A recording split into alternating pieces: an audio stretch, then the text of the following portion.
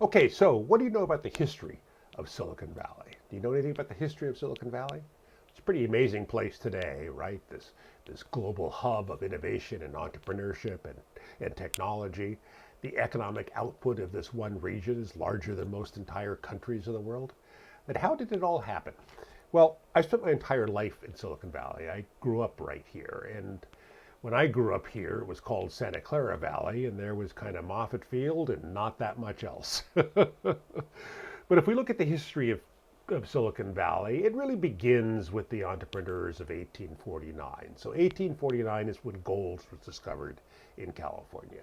And people came rushing from all over the world to come to California in search of opportunity because they read that gold had been discovered in California.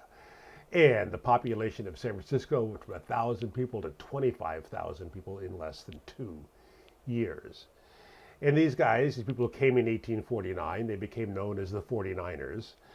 Even though the word entrepreneur, I'm sure, wasn't used back then, we can think of them today as being entrepreneurs in the sense that they traveled great distances to get here in search of opportunity. Most of them had absolutely no idea how you look for gold. They just traveled thousands of miles to get here in search of opportunity, and they thought they'd figure out how you look for gold after they got here. And some of them indeed became gold miners, others of them opened businesses, opened stores, created jobs. So I think that by today's definition, we would definitely call them entrepreneurs. And one of those 49ers, one of those guys who came during the California Gold Rush, was a guy named Leland Stanford. And like most entrepreneurs, he tried and failed at a whole bunch of different businesses because that's what entrepreneurs do. They try and fail and try and fail. And finally, Leland Stanford made a whole lot of money as a railroad entrepreneur. That's Leland Stanford himself driving the Golden Spike that completed the Transcontinental Railroad, the railroad that connected California to the rest of the nation for the first time. You got to remember that back then, California was nowheresville. All of the population centers in the U.S., all of the companies in the U.S., all of the universities in the U.S., everything was on the East Coast. There was nothing in California.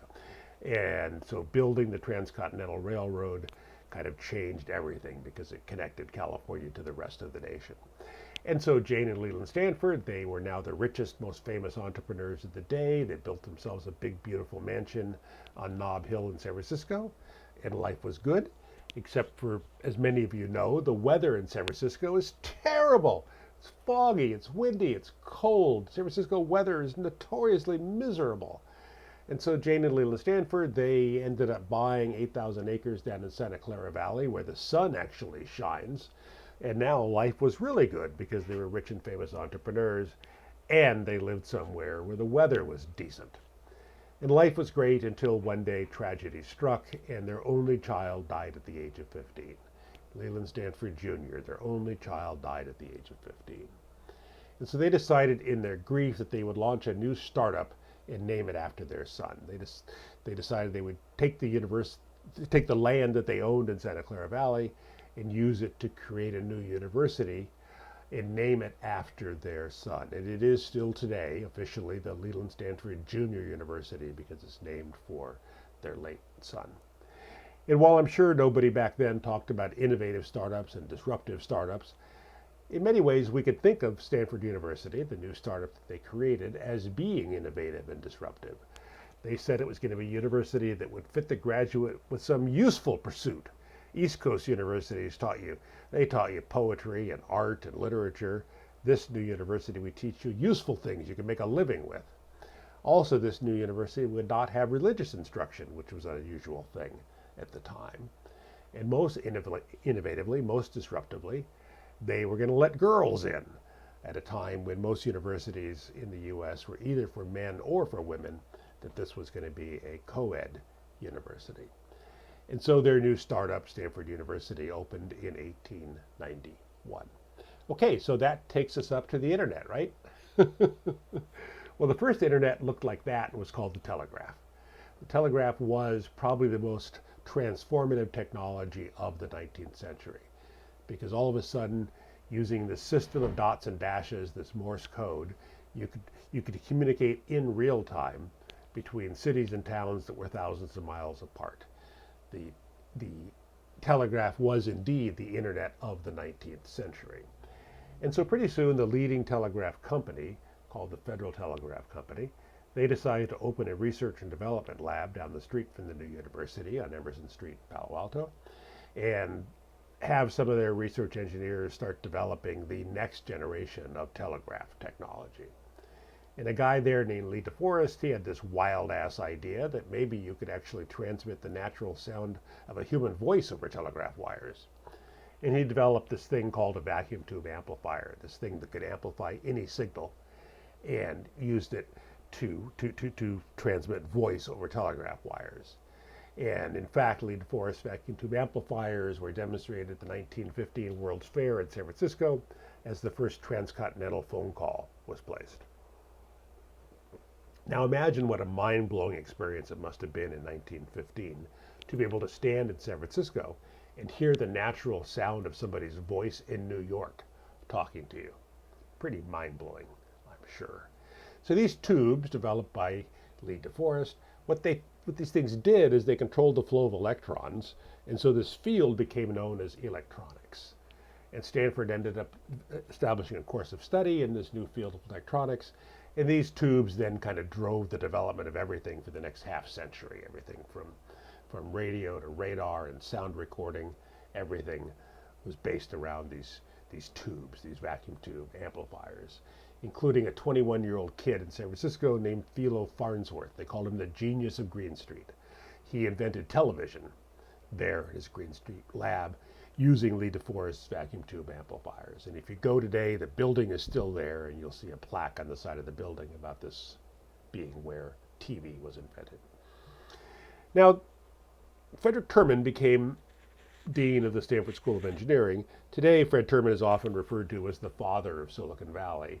He started doing some pretty unusual things, like he actually encouraged some of his students to finish up their graduate studies at Stanford, and then instead of going back to the East Coast where all the jobs were, he encouraged some of them to stick around here and create their own jobs by opening companies of their own. And most innovatively, he actually started investing in some of them. Can you imagine a university dean deciding to invest in some of his students not getting jobs on the East Coast, instead sticking around here? And most famously, of course, Fred Terman invested in two of his students, Bill Hewlett and Dave Packard, as they finished up their studies, rented a garage down the street on Addison Avenue in Palo Alto, and founded their new company, Hewlett Packard. Now, this is HP's very first product. This is an oscillator. They were worried that they were a brand new company. They had no customers. They only had one product. They were worried that nobody would view them as being legit.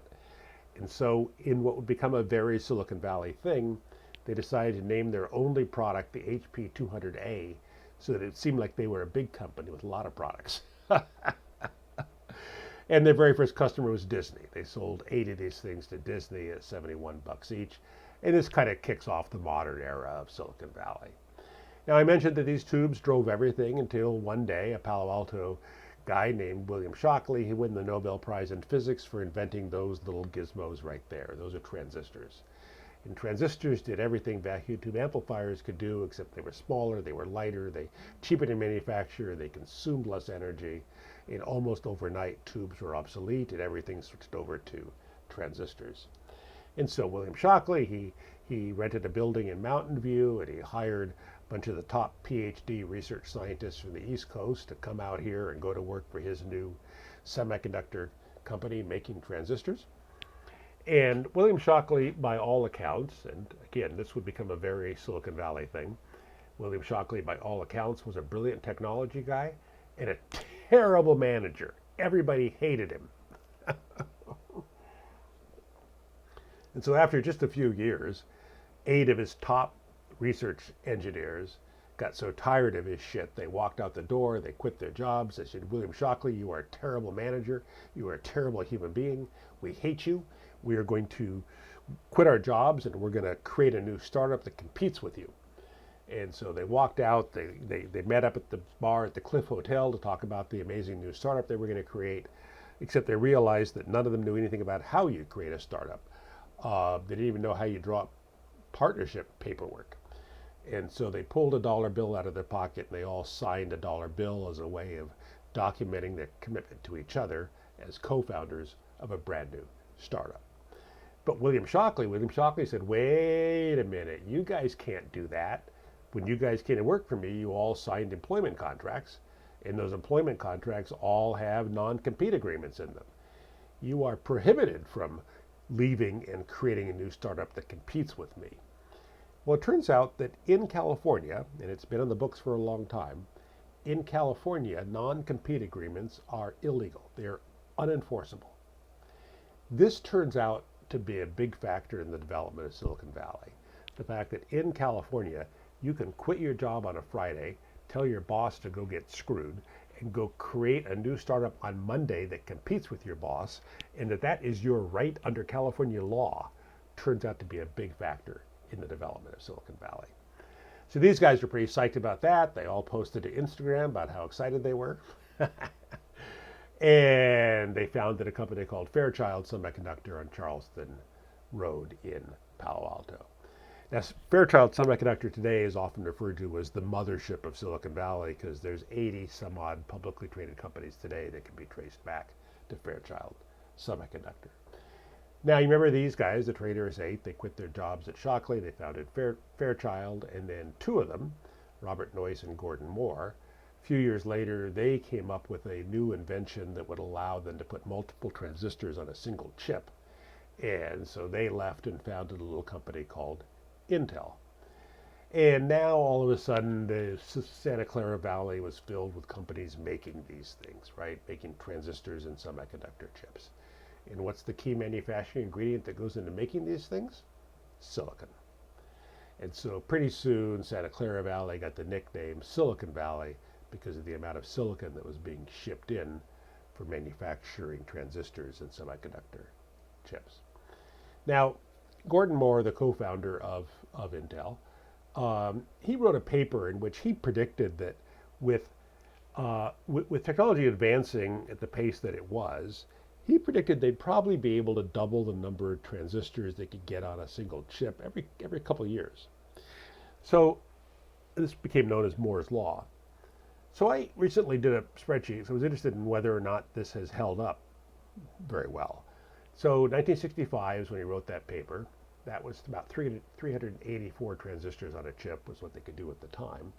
So if that's true, if that has held up, that it's doubled over the next, doubled every couple of years since then, today we should have chips with over 200 billion transistors on them. Is that possible? Turns out the latest chips from NVIDIA, more than 200 billion transistors. It's astonishing how well Moore's Law has held up. And today, of course, you'll hear Moore's Law used generically just to refer to the fact that everything in the technology world gets smaller and lighter and cheaper every couple of years. But initially, it was around one specific thing, which was the number of chips, number of transistors you could get onto a single chip. All right, so no discussion of Silicon Valley would be complete without talking about the money, right? So you remember these guys, the Traders 8, they quit their jobs at Shockley, they founded Fairchild, and two of them left and founded Intel.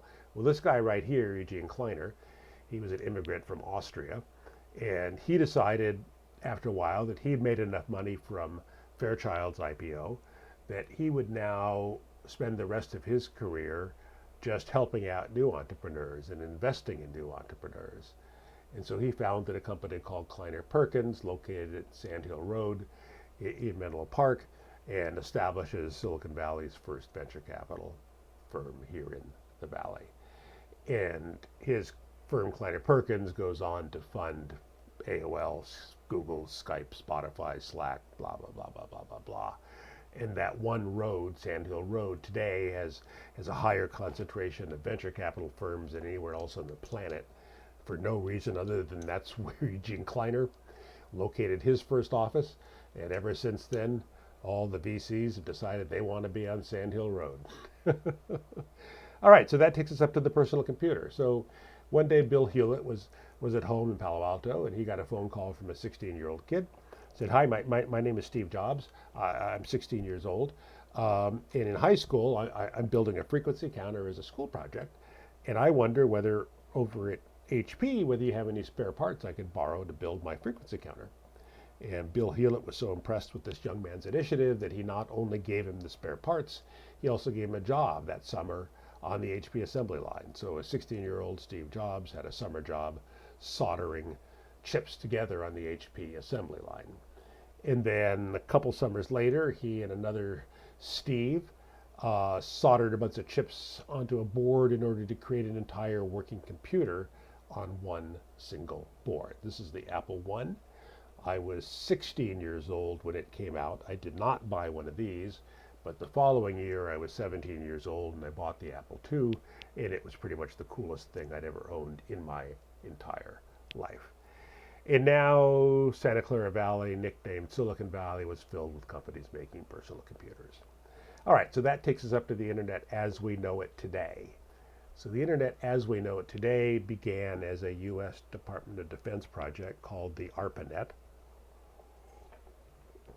And the idea was that during the Cold War, all of the computers in the country doing work for the military, either on a military installation or at a research university doing work for the military, that they were all in a network, but it was a centralized network such that a nuclear attack on one part of the country would take down the network for the entire country.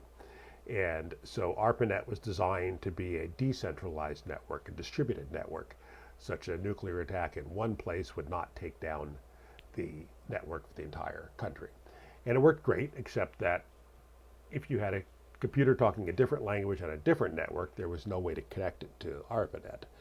And so some engineers at SRI, Stanford Research Institute, they started working on, there's got to be a way that you could take computers speaking a different language on a different network and get them to talk to ARPANET.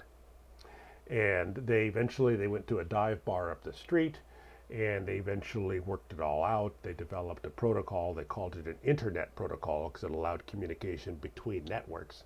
And eventually that got shortened to just the internet. It is what we have today. And if you go to that bar, it's still there. You'll find a plaque on the side of the bar that this is where the internet was invented over a few beers. But back then, the internet looked like that, right? It was for geeks only. It was a command line. There were no graphics. And then Tim Berners-Lee invents HTML, creates the first web server, and the very first website in North America was at SLAC, at the Stanford Linear Accelerator Center. And then a college kid named Mark Andreessen develops a web browser, becomes the first commercially available web browser, co-founded a company called Netscape with Stanford professor Jim Clark, and this kicks off the whole internet gold rush. And then two grad students at Stanford named Larry and Sergey, they created a search engine running at google.stanford.edu, and it was pretty cool. You could use it only on campus, but you could search through all kinds of things on Stanford campus, and everybody started using it, and their servers started overheating, and so they decided to spin it off into a separate company. And then you remember these guys, the Traitorous Eight, they quit their jobs at Shockley, they founded Fairchild, two of them left and founded Intel, Eugene Kleiner left and founded Kleiner Perkins. Kleiner Perkins ends up writing the Series A check for Google. And interestingly enough, this is the only institutional round of capital that Google raised. Google went from Series A to IPO without any stops in between. And they had a very successful IPO. And then a Palo Alto guy named Elon Musk founded Zip2, sold it for $300 million, became one of the co-founders of PayPal. There were a total of 13 co-founders of PayPal because they merged together a couple of companies. And just a couple of years after founding, they sold it for $1.5 billion. It's kind of a drag when you have to split that 13 ways. But you know what? 1.5 billion divided by 13 is still a large number. These guys could have easily retired at that point, right? They could have easily each bought their own island in the Caribbean and retired. But instead, they stuck around here and founded or funded many of the leading Silicon Valley companies of today. Many of the leading companies today were founded by or funded by the PayPal Mafia, the original 13 co-founders of PayPal. Now, as you walk through downtown Palo Alto, you've probably walked by 165 University Avenue. That building was, in fact, the very first headquarters for PayPal. That exact same building was the very first headquarters for Logitech. And that exact same building was the very first headquarters for Google. If you walk by it today, it looks like that. There's a fancy tea shop down at the sidewalk level. And there's the first PayPal office, the first Google office, the first Logitech office. And if you just turn just slightly to the right, there's the first Facebook office, the $1 trillion quarter. So that takes us up to the final chapter in this history lesson, not the final chapter for Silicon Valley, mobile social. So 2007 was when the iPhone was released. Google was absolutely scared shitless, so they went out and bought Android, and this kicks off the whole app economy, right? And not only the apps themselves, but also a bunch of companies that kind of couldn't exist until everybody was carrying a smartphone around in their pocket. And think about the market penetration today, that on a planet of a little less than 8 billion people, 1.5 billion of them are iOS users, almost 4 billion are Android users. That means that most of the planet owns either an iOS or Android device. That's pretty amazing market penetration. And I think in some respects, these things may be the most impactful thing to come out of Silicon Valley. Think about the fact that anybody anywhere in the world today who has an iOS or Android device in their pocket is connected to all of the knowledge available in the world today. That's a pretty remarkable thing. And if you take one of these devices that you probably have in your pocket right now, and if you were to open it up, you would find inside of it, you would find the entire history of Silicon Valley. You would find amplifiers from Lee DeForest, transistors from Shockley, chips from Moore and Noyce, TCP/IP, web browser from Marc Andreessen, and lots of silicon. So people often ask me, how did it happen? Why did it happen? Why did this one valley become the place that it is today? And I think there's a whole bunch of different reasons. Entire books have been written about this. But I think it distills down, honestly, to a culture of reinvestment. Reinvestment not only of financial capital, but also reinvestment of intellectual capital. And it began when Jane and Leland Stanford decided to take all the money they had made as entrepreneurs and leave it to create a new university for others. It happened when Fred Terman invested in some of his students in creating their own startups. Happened when Eugene Kleiner decided to take the money he made from the Fairchild IPO and spend the rest of his career coaching new entrepreneurs and investing in new entrepreneurs. Happened when the PayPal mafia decided instead of retiring to stick around and fund or found new companies. And more recently, it happened when Eileen Lee took the money she made at Kleiner Perkins and founded the first venture capital firm run by women. It happened when Katie Haun took the money she made at Andreessen Horowitz, founded her new venture fund. Sheryl Sandberg, who basically built the entire monetization side of Google and then built the entire monetization side of Facebook, she's now an active angel investor and startup coach. And so it's this culture of reinvestment, I think, more than anything, that has paid these incredibly powerful dividends out over the years. And now, of course, there's a whole new generation underway. Everybody's talking about AI, but there's a whole bunch of stuff going on right now far beyond just AI. Medical devices, gene editing, agricultural technology, climate technology. And all over the world today, it's not just Silicon Valley. All over the world today, entrepreneurs are solving problems and creating opportunity. I think the next decade will be a golden era for entrepreneurs. So it was just the end of November 2022 when ChatGPT was released and kind of changed everything, right? Now we're in the middle of this huge transformative AI revolution. So let's just connect the dots, shall we? So OpenAI, ChatGPT, the original president and co-founder, Greg Brockman. Greg Brockman was the CTO of Stripe. Stripe was funded by Sequoia Capital. Sequoia Capital also funded Apple. Sequoia Capital was founded by Don Valentine. Don Valentine was sales manager at Fairchild. Fairchild was founded by the trader S8. They quit their jobs with William Shockley. Victor Greenwich was one of the trader S8. He studied under Fred Terman. Fred Terman worked at Leland Stanford's University. Leland Stanford was a 49er. That is how the dots connect. So that's my little history of Silicon Valley. Pretty remarkable place. There is more opportunity going on right now than I've seen in my entire career. It's an incredible place. Thank you.